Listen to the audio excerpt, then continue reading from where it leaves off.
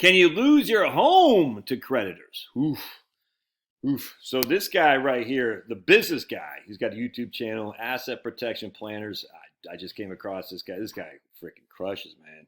Great video, great page here. I'll put a link to Doobie Duke, and you should definitely watch this guy's video because he's well above my pay grade. Dude, I'm just a freaking Private Joe Snuffy in an infantry platoon. I don't know anything other than give me a freaking shovel and I'll dig a ditch for you. But anyway, so I had a client back in 2-3 years ago who was a big life insurance guy in Utah. And he was the one who made me aware. Let me just change locations here because Snotty McGee wants to go outside. Turns out he didn't want to go outside. Right? Anyway, so this guy made me aware that like in Utah, they don't provide homestead exemption other than like $25,000 or something like that. I said, no, that can't be. He said, dude, trust me. Couldn't believe it. I mean, I was like, what? Utah? So you could literally lose your house? He goes, yeah, man. Anyway, it's amazing how much I did not know and how much life insurance guys know. Not all of them, obviously, but what are you doing, buddy?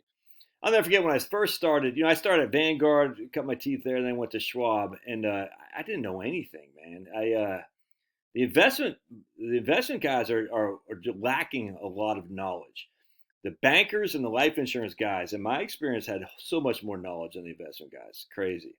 Because look, I went into banking. I was like, ooh, I didn't know anything about home equity loan, nothing. All I knew was about mutual funds, and it wasn't ETFs back then. It was before ETFs, but that was it. Investing, couldn't believe it. And then when banking really resolved it, because I learned a lot about small businesses, small business taxes, tax returns, and stuff. That was a huge benefit to me. But the life insurance guys I've come across in my career, dude, I just like, man, they blew me away. So I had this guy in Utah. Another guy when I was at USAA, I didn't meet him, but his one of my clients was, I think it was like a flag officer too, like in the Army, I can't remember. But he said, hey man, I got this life insurance friend of mine that he's part of some group with, networking group. He goes, he's telling me, he gave me this article I'd like for you to read. I said, I'm not going to read some stupid article from a life insurance guy. It turned out that was the premise of my whole career after that. That was in 2012, 13. After that, I said, oh, I missed all this stuff. I couldn't believe what I did not know. Turned out this whole premise of my career. That changed me, man. Whoever that guy was, I bless you. Thank you, dude. And whoever that life insurance guy was, I thank you. Because I was like, and I almost didn't read it. But the guy said, Josh, did you read the article? Yes. I said, no. He goes, I'd like for you to do it. I said, all right, I'll read it. I read it on the train, as a matter of fact. I used to take the train into Philadelphia from Haddonfield, New Jersey. All right, so then I met another life insurance guy when I was training in the brokerage thing at Legg Mason, which later became Smith Barney. We had 50 guys, a couple chicks, but mostly guys. And there's one young guy, tall, good-looking guy too, and I'd never forget. He was a good guy, and he was talking about eyelets and all this stuff. I said, I don't know any of that. I didn't know any of it. I was like, so anyway, the point being is just because there's a life insurance guy who has some knowledge doesn't mean he doesn't know what the hell he's talking about. In fact, if anything, he probably has more knowledge than your local guy with a CFP. All right, so let's dive into this because it was stunning to me. I said, Utah doesn't protect your home. He goes, no. I said, well, let me look up Georgia. So we're going to look up Georgia. Homestead exemptions by state and territory. Give this guy a click, man. That freaking guy crushes. I don't know who this guy's name is, but he's a legend. So check this out. Here in the state of Georgia, right there, so here's the exemption amount. Homestead exemption. $21,500 per 43. Wow, no. Even Finney doesn't like that. He's like, Brian Kemp, what are you doing? Real or personal property, including co-op used as residence, $43,000 is married, and the property is solely owned by one spouse. Up to $5,000 unused portion of the homestead may be applied to any property. That's how much is shielded from creditors.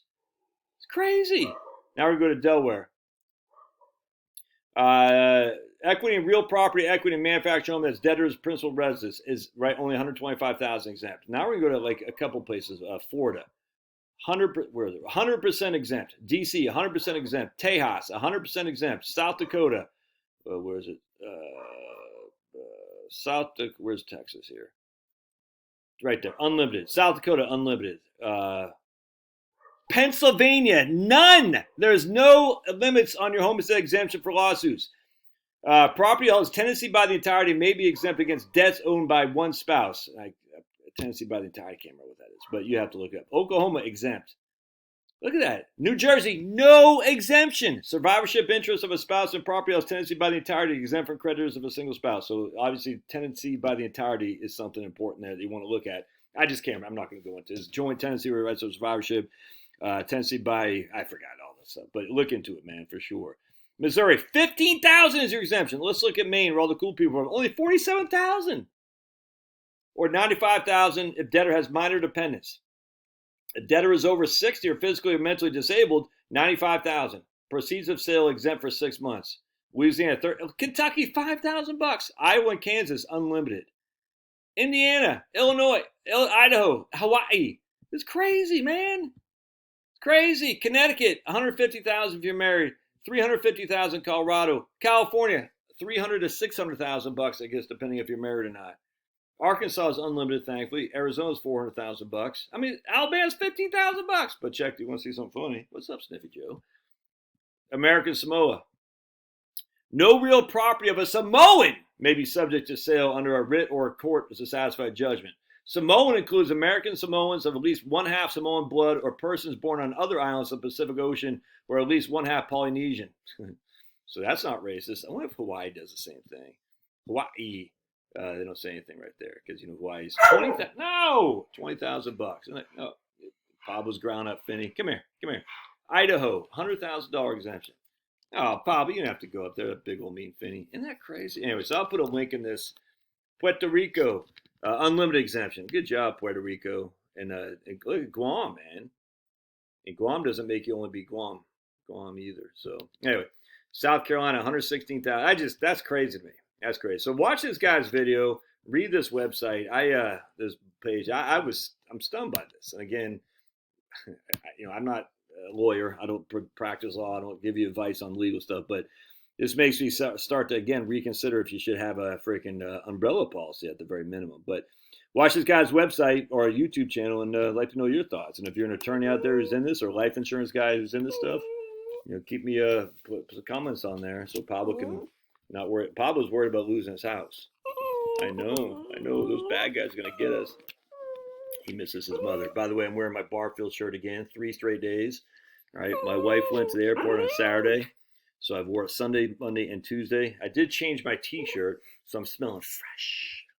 Woo! You smell like peaches, Josh. Yes, I do. I smell like peaches because I'm sweet as a button. I don't know. But anyway, so I'm going to wear this. So I got to pick my wife up tomorrow. So I'll wear this for 4 straight days tomorrow. And I'll show you.